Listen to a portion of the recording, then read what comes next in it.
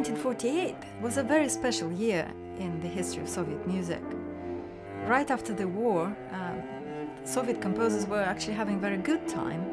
They were getting lots of prizes, they were performed a lot. Prokofiev and Shostakovich were the two major Soviet composers at the very top of the hierarchy.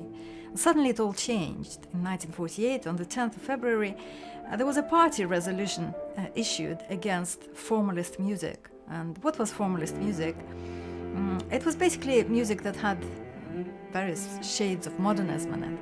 And 6 major Soviet composers, the absolute best of them, Prokofiev, Shostakovich, Miskovsky, Khachaturian, Shebalin, and Popov, were on the list of the main formalists. They were denounced in all the papers, their music wasn't performed, they weren't commissioned any new works, and it sent shockwaves across all Soviet music culture, and not just music culture. Everyone couldn't really understand what was happening.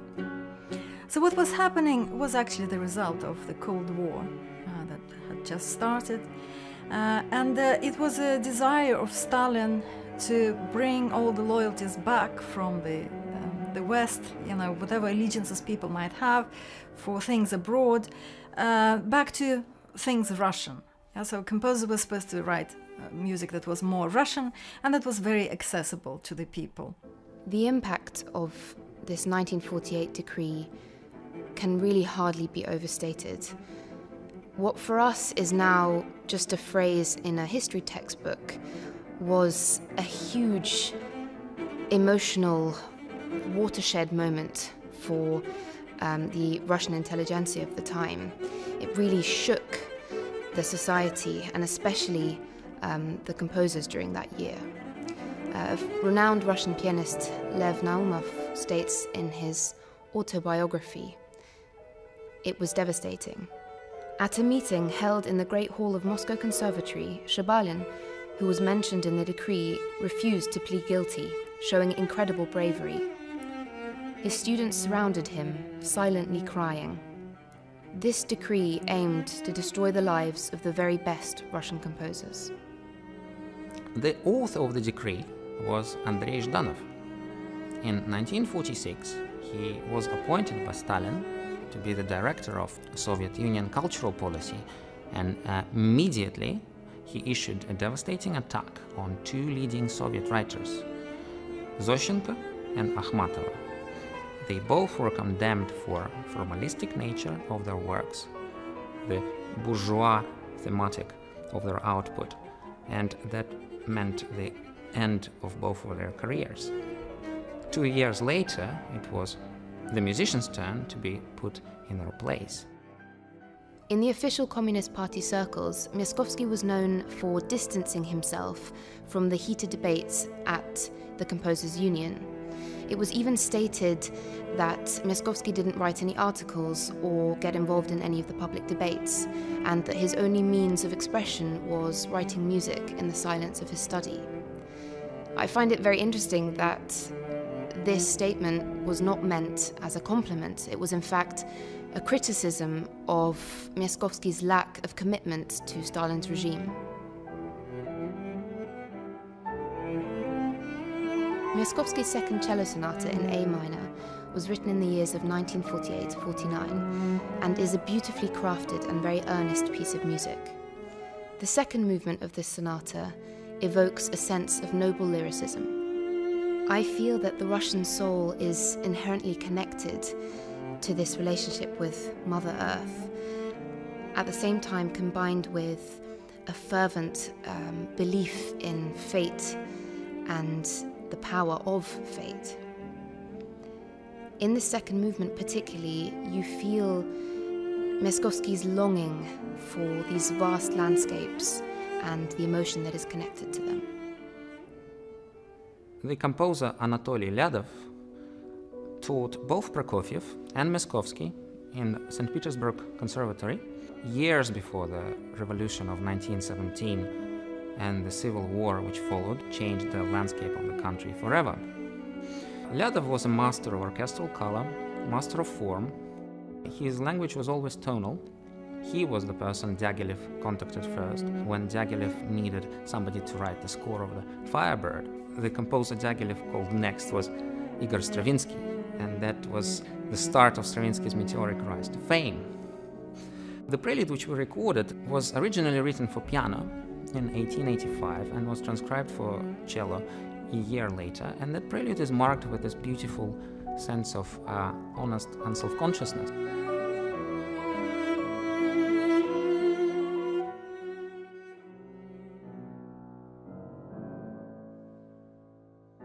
Shaporin's style is emphatically tonal, but it's tonal in a self-conscious way.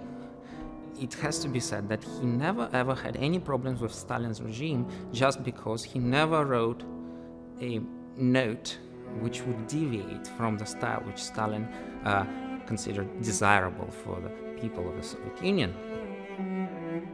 If we look at the aria, the fourth piece out of the five, that is really like a mini poem which conveys this emotion of lament and despair, and that emotion, of course, was very present in the Russian music which directly followed the Second World War.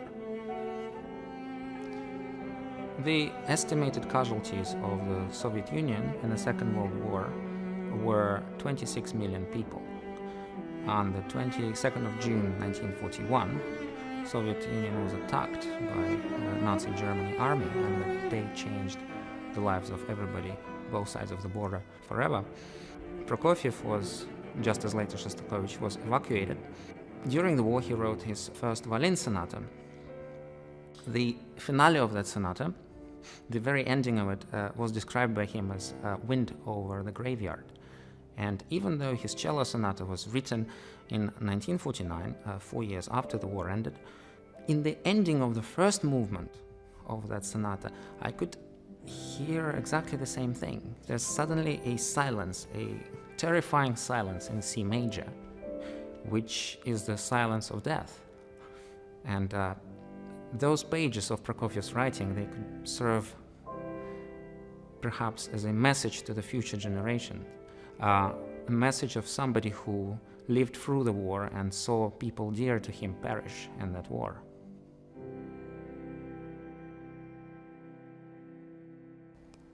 I find it very interesting that Prokofiev's cello sonata in C major was actually directly inspired by the premiere of Miaskovsky's second cello sonata.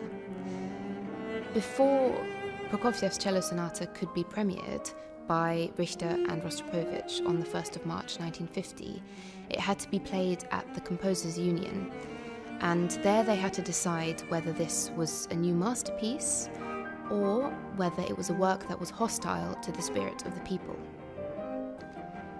The finale of this sonata is appropriately optimistic, as was required by Stalin's regime. In the context of overcoming the terrors of World War II, this optimism could be interpreted as an affirmation of human's ability to create rather than destroy. These rather harsh times for Soviet music lasted until the death of Stalin in March 1953. And they could have ended earlier, in fact, because Zhdanov died in 1948. So these policies also could have been curtailed much earlier. But there were rival composers to the six that had been denounced that didn't want that to happen, that enjoyed their place in power, and actually perpetuated these policies for much longer than they should have lasted. But nevertheless, gradually, composers started to be forgiven or rehabilitated. Miaskovsky, for example, got a Stalin Prize for his cello sonata just before he died, and Prokofiev and Shostakovich also got Stalin Prizes, which was a sign that they weren't formalists anymore.